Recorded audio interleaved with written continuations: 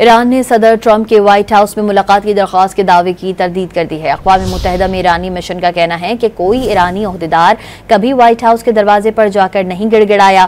Trump के झूठ से ज्यादा काबिल नफरत चीज सुप्रीम लीडर के कत्ल की धमकी है।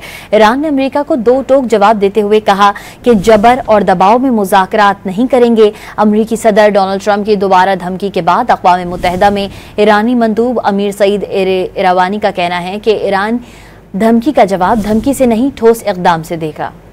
ईरान ने सदर ट्रंप के व्हाइट हाउस में मुलाकात की दरख्वास्त के दावे की तरदीद कर दी है। अक़वाम मुत्तहिदा में ईरानी मिशन का कहना है कि कोई ईरानी ओहदेदार कभी व्हाइट हाउस के दरवाजे पर जाकर नहीं गिड़गिड़ाया।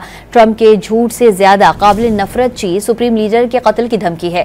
ईरान ने अमेरिका को दो टोक जवाब देते हुए कहा कि जबर और दबाव में मुज़ाकरात नहीं करेंगे। अमरीकी सदर डोनाल्ड ट्रंप की दोबारा धमकी के बाद अक़वाम मुत्तहिदा में ईरानी मंदूब अमीर सईद इरावानी का कहना है कि ईरान धमकी का जवाब धमकी से नहीं ठोस इक़दाम से देगा।